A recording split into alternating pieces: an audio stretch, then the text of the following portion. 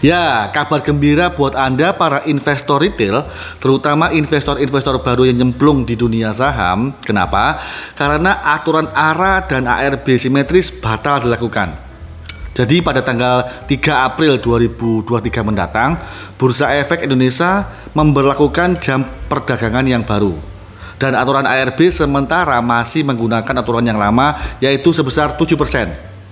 Nah, dengan aturan ini semoga saja semakin banyak para investor yang terjun di dunia saham untuk meramaikan pasar saham Indonesia. Dan menurut saya pribadi, investasi saham di pasar modal Indonesia itu banyak menguntungkan daripada kita investasi di kripto ataupun forex. Jadi kita akan bahas di video ini. Oke, di sini saya mendapatkan data terbaru dari surat bursa. Menunjuk surat bursa nomor S/349-BEI-POP-03/23 yang intinya adalah memberlakukan kembali tentang jam perdagangan di Bursa Efek Indonesia. Jadi untuk hari Senin sampai dengan Kamis, sesi pra pembukaan tidak ada perubahan. Kemudian untuk sesi 1 sebelum perubahan itu jam bursa dimulai jam 9 sampai dengan jam 11.30. Sesudah perubahan maka dimulai dari jam 9.00 sampai dengan jam 12.00. Nah, jadi di sini waktunya lebih panjang sekitar setengah jam atau 30 menit. Kemudian untuk sesi 2 sebelum perubahan itu dimulai jam 13.30 sampai dengan jam 14.50.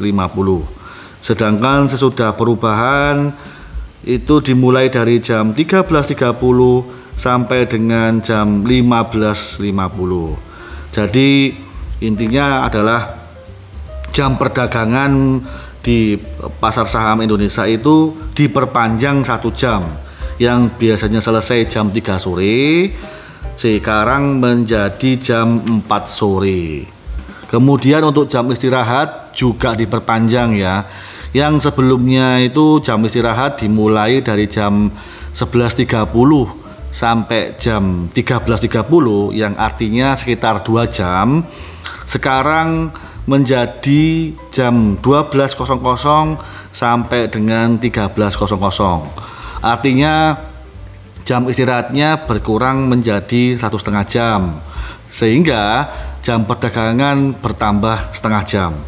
Jadi kita para investor itu diuntungkan dengan jam bursa yang lebih panjang 1 jam. Kemudian di sini yang menarik adalah batasan untuk ARB yaitu tetap di angka 7% untuk semua rentang harga. Jadi untuk batasan ARA atau auto reject atas itu tetap ya sesuai dengan semua rentang harga, bervariasi bermacam-macam ya, antara 20% sampai dengan 35% sesuai dengan harganya masing-masing.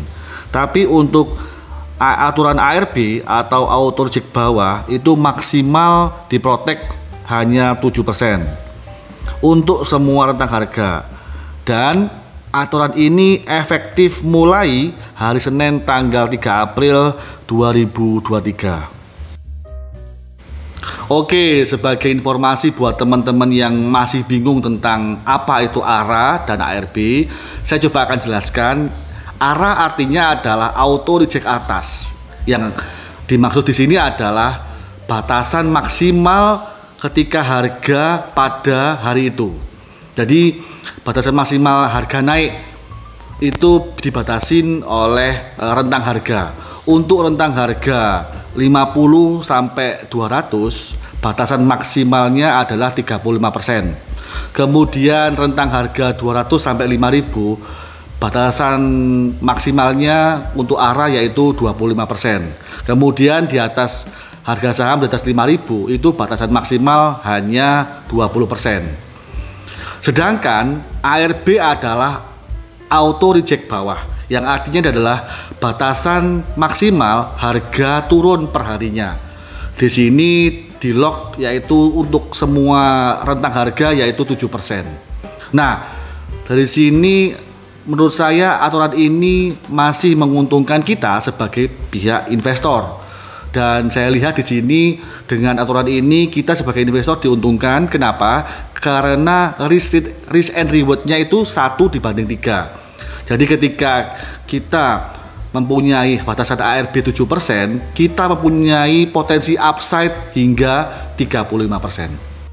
Oke, tadi kita sudah bahas tentang aturan ARA dan ARB. Kemudian kita juga udah bahas juga tentang jam perdagangan yang baru, yaitu bertambah 1 jam. Kemudian di sini yang saya mau sharing adalah bahwa kita, menurut saya, berinvestasi di pasar saham Indonesia itu terdapat banyak keunggulan. Menurut saya yang pertama adalah keunggulannya regulatornya jelas.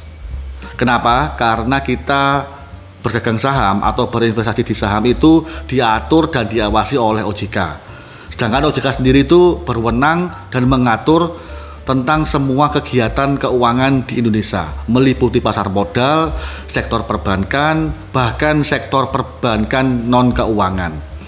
Ini berbeda sekali dengan investasi seperti kripto ataupun forex, yang mana kripto dan forex tidak diatur oleh OJK. Belum lagi lembaga seperti KPEI atau Clearing Penjamin Efek Indonesia dan juga KSEI atau Kustodian Sentral Efek Indonesia yang berfungsi sebagai lembaga penjaminan dan penyimpan efek Indonesia. Jadi menurut saya berinvestasi di pasar modal Indonesia itu sangat aman. Yang kedua adalah, ini banyak yang teman-teman mungkin belum tahu bahwa dana kita itu dilindungi oleh lembaga yang bernama SIPF atau Security Investor Protection Fund, yang fungsinya hampir sama seperti LPS atau lembaga penjamin simpanan untuk uang yang disimpan dalam bank. Jadi misalkan kalau kita menyimpan uang dalam bank dalam bentuk deposito ataupun tabungan, ketika bank tersebut bermasalah ataupun bank tersebut bangkrut, maka uang kita tidak hilang karena ada yang menjamin, yaitu LPS. Ini juga berlaku di dunia pasar modal yang bernama SIPF. Karena kita kan nggak mau ya, kita sudah bertahun-tahun menginvestasikan uang kita, tiba-tiba uang kita hilang begitu saja. Nah, jadi di sini fungsi SIPF adalah memberikan perlindungan dana supaya memberikan rasa nyaman dan aman kepada para investornya. Nah, sedangkan untuk investasi kripto dan forex itu tidak ada lembaga yang menjamin uang Anda. Kemudian yang ketiga adalah turut membangun bangsa. Apa artinya? Ketika kita membeli sebuah saham, berarti kita adalah memberikan modal kepada suatu perusahaan. Perusahaan yang butuh permodalan mendapatkan modal dari investor. Kemudian setelah perusahaan mendapatkan permodalan yang pas, maka biasanya perusahaan akan mengembangkan bisnis usahanya. Misalnya perusahaan membangun sebuah pabrik baru. Dengan membuka pabrik baru, maka akan menciptakan lapangan pekerjaan yang baru. Kemudian yang pasti juga akan menurunkan tingkat pengangguran. Dan juga dari sisi pajak, negara juga akan diuntungkan.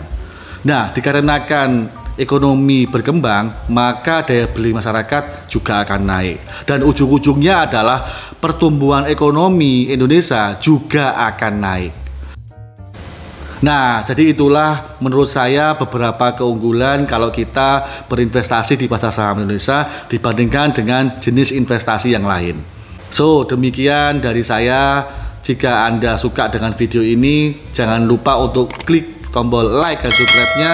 Kita ketemu di video berikutnya dan sampai jumpa.